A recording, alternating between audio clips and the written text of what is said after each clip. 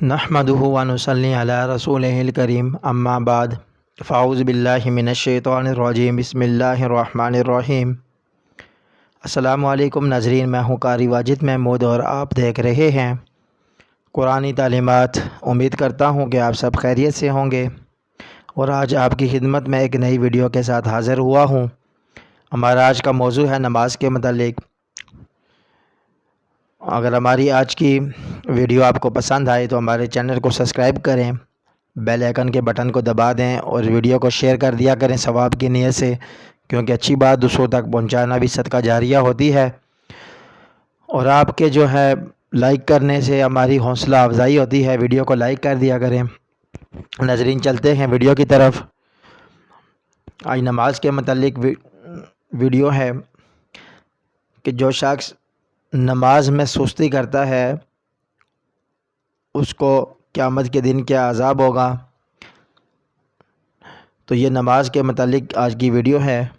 एक हदीस में आता है कि जो शख्स नमाज का अहतमाम करता है, हक़ ताला शानो 5 तरह से इसका इकराम व अज़ाज़ फरमाते हैं। जो वक्त की पाबंदी करता है, नमाज वक्त पर अदा करता है, तो अल्लाह ताला शानो की तरफ से जो अनामात मिलते हैं, ये उनका ज़िक्र है कि उसको 5 तरह से इकराम व एज़ाज़ उस तरह उसका किया जाएगा।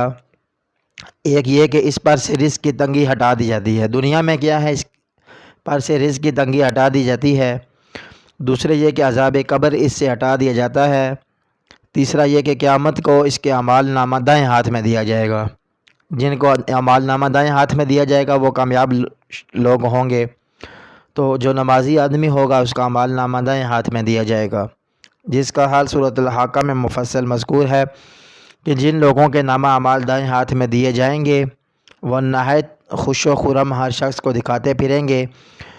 चौथे ये कि इस पुरसरात पर से, जो पुरसरात का पुल है, उस पर से ये बिजली की तरह गुज़र जाएगा नमाजी आदमी।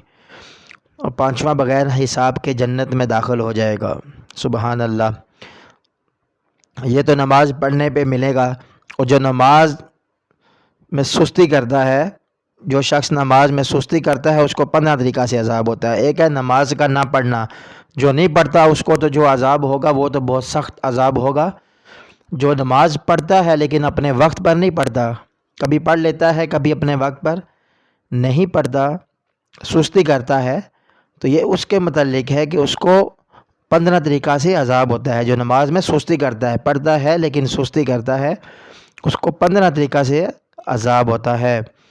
5 तरह दुनिया में और 3 तरह मौत के वक्त।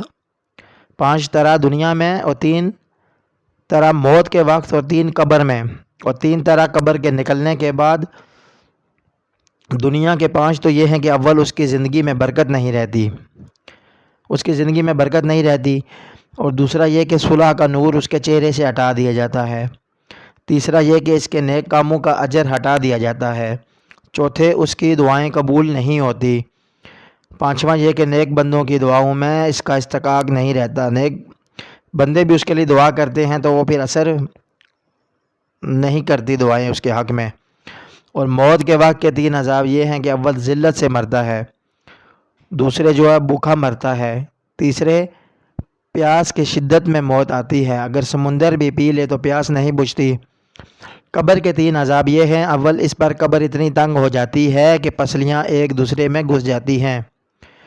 दूसरे कब्र में आग जला दी जाती है।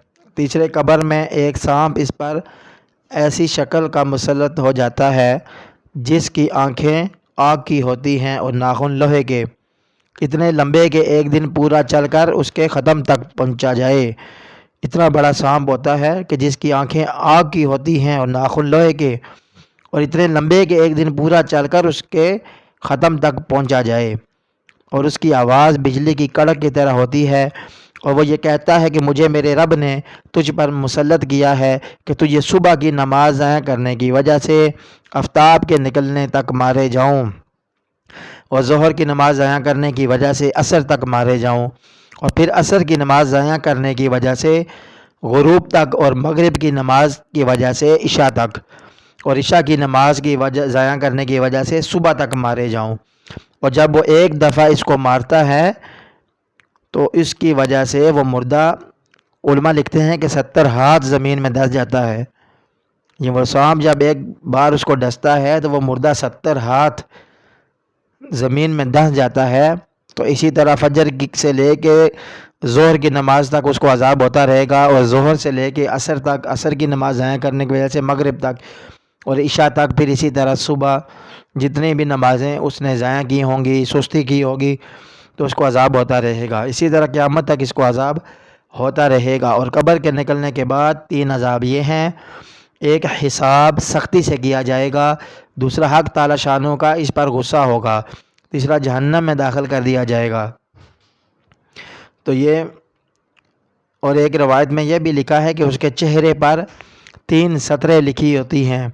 پہلی سطر اللہ کے حق کو ضائع کرنے والے، دوسری سطر اللہ کے غصے کے ساتھ مخصوص، تیسری سطر جیسا کہ تو نے دنیا میں اللہ کے حق کو ضائع کیا، آج تو اللہ کی رحمت سے مایوس ہے۔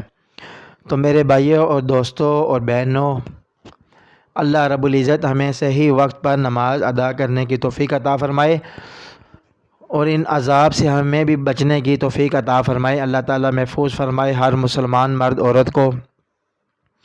تو اللہ تعالیٰ ان نمازوں کی جو پابندی کرنے کی، خشوع اور خضوع کے ساتھ نماز ادا کرنے کی توفیق عطا فرمائے۔ امید کرتا ہوں آج کی ویڈیو آپ کو پسند آئی ہوگی۔ اگر پسند آئی ہے تو ہمارا چینل کو سبسکرائب کریں، لائک کریں، ویڈیو کو اور شیئر کیا کریں۔ جزاکم اللہ۔ نیکسٹ ویڈیو میں آپ کے ساتھ ملاقات ہوگی۔ اللہ رب العزت ہم سب کی